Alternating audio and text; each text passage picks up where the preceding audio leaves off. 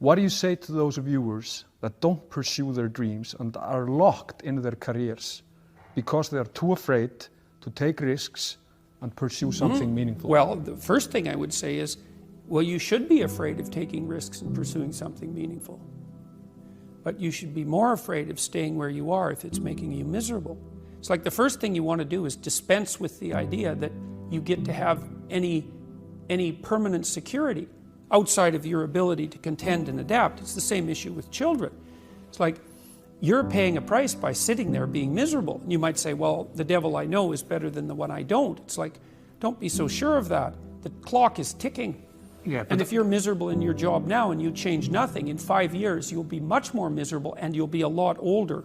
But isn't it a luxury to pursue what is meaningful? Our viewers have mortgages, they have children, they have payments and loans. It's a luxury to pursue because we lack the resources. Well, I don't remember now, I'm not talking about what makes you happy. It's a luxury to pursue what makes you happy. It's a moral obligation to pursue what you find meaningful. And that doesn't mean it's easy. It might require sacrifice. If you need to change your job too, let's say you have a family and children and a mortgage, you have responsibilities. You've already picked up those responsibilities. You don't just get to walk away scot-free and say, well, I don't like my job, I quit. That's no strategy. But what you might have to do is you think, well, this job is killing my soul. All right, so what do I have to do about that? Well, I have to look for another job. Well, no one wants to hire me. It's like, okay, maybe you need to educate yourself more. Maybe you need to update your curriculum vitae, your resume. Maybe you need to overcome your fear of being interviewed. Maybe you need to sharpen your social skills. Like, you have to think about these things strategically. If you're going to switch careers, you have to do it like an intelligent, responsible person. That might take you a couple of years of effort to do properly. When you say pursue something meaningful, is it important to have a vocation? I think it's more important to have an ethos, an ethic. The first thing that you want to do is figure out, imagine you were taking care of yourself, like you were someone you cared for.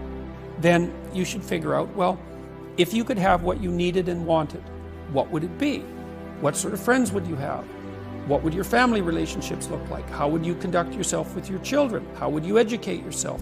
You need to think through how it is that your life could be properly arranged if you had that ability. And then you can aim at that. And the funny thing is that if you do posit a goal of that sort and work towards it, you will move towards it. The goal will change because you'll learn things along the way. But I mean, I've dealt with hundreds of people in my clinical and consulting practice, and we set a goal, we develop a vision and work towards it, and things inevitably get better for people. So it's not a luxury, it's difficult. It's a moral responsibility, and it isn't happiness. It's not, the pursuit isn't for happiness. And that might be the best thing that ever happened to you, because if the structure you're in is going in that direction and you can't stop it, it's like, get the hell out of there and find something else. So it's not that hard to find a job when you already have a job. That's another thing to keep in mind too.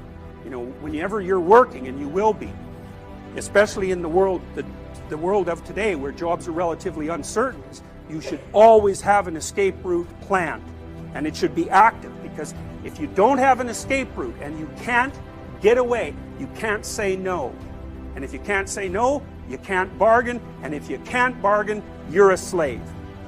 So that's how the world is set out at the moment. It's probably always been like that, but it's something that you really need to know, because you got to watch. If your being is objecting to something that someone is forcing you to do, maybe you're right.